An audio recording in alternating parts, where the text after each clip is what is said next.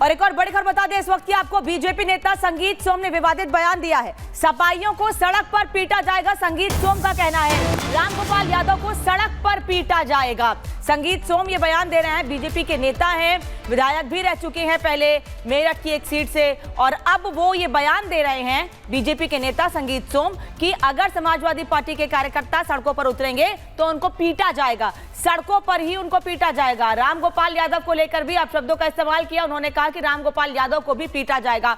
बता दें आपको कि पिछले दिनों राणा सांगा को लेकर दिए बयान को लेकर एक तरफ बीजेपी के नेताओं ने सवाल खड़े किए थे और संसद के भीतर यह मामला समाजवादी पार्टी के सांसद ने उठाया था और उन्होंने रामजी लाल सुमन ने राणा सांगा को लेकर बयान दिया था, जिस पर बीजेपी नाराज थी और फिर सपा के कार्यकर्ता भी सड़कों पर उतरे थे। तो सपा के किस बात का सड़कों पर आंदोलन करेंगे रामगोपाल यादव? वो करके देखें, इस सनातनियों ने ठान लिया, वो आंदोलन करके देखें, दौड़ा दौड़ा के पीटा जाएगा उन आंदोलनकारियों को। सपा पार्टी के लोगों की बुद्धि भ्रष्ट हो गई है, उनके अंदर औरंगजेब जैसे आक्रांताओं की आत्मा प्रवेश कर चुकी है, उनके बारे में ज्यादा बात करोगे तो ठीक नहीं। तो समाजवादी पार्टी नेता रामजी लाल सुमन राणा सांगा को गद्दार बताकर जिस तरह से निशाने पर अब लिया गया, तो अब अखिलेश यादव उनका बचाव करते नजर आ रहे हैं। अखिलेश यादव ने कहा है कि अगर रामजी लाल सुमन के साथ कोई घटना होती है तो उसके लिए मुख्यमंत्री खुद जिम्मेदार होंगे।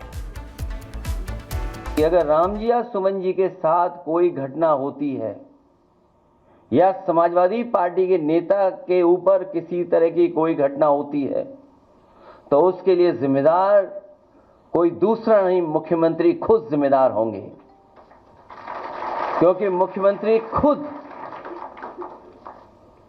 उस संगठन पे हाथ रखे हुए हैं। और राघवेंद्र लखनऊ से हमारे साथ जुड़ रहे हैं। राघवेंद्र, रामजी लाल सुमन पर कार्रवाई के बजाय वो सीधे सीधे अखिलेश यादव मुख्यमंत्री को जिम्मेदार ठहरा रहे हैं। अगर कुछ होता है तो ठीक बात है कि अगर कुछ होता है तो जिम्मेदारी प्रशासन की होगी, लेकिन सीधे मुख्यमंत्री को क्यों खींच रहे हैं इस मामले में? बिल्कुल, देखिए जिस तरह से समाजवादी पार्टी के राज्यसभा सांसद संसद भवन में देशभक्त राणा सांगा को गद्दार बताया, उसके बाद आपने देखा था करणी सेना के लोग उनके घर पर तोड़फोड़ भी किए थे, घर का घेराव किए थे। ऐसे में मामला बढ़ा है, लेकिन रामजी लाल सुमन समाजवादी पार्टी के जो नेता हैं, वरिष्ठ नेता हैं, उन्होंने अभी तक माफ़ी नहीं मांगी है खुल करके, और उन्होंने किसी तरह का कोई खेद भी नहीं प्रकट किया है कि वो अपने शब्दों को वापस लेंगे। लेकिन इस घटना के बाद समाजवादी पार्टी के जो तमाम नेताओं का बयान आया है, सिर्फ रामजी लाल सुमन ही नहीं, चाहे वो अबू आजमी हो, इनके महाराष्ट्र के समाजवादी पार्टी के नेता, चाहे इनके संभल के सांसद हों जियाउर रहमान बर्क, सभी ने एक कहा जाए, किसी ने सैयद सालार को अपना नायक माना, किसी ने औरंगजेब को अपना नायक माना, और जो राणा सांगा जो देशभक्त रहे हैं उनको पार्लियामेंट में, संसद भवन में गद्दार कहा गया। तो ये मामला इतना तेज बढ़ चुका है, इसके पहले खुद प्रोफेसर रामगोपाल ने ही कहा था कि अगर अपनी सरकार आएगी तो इन लोगों को देख लेंगे।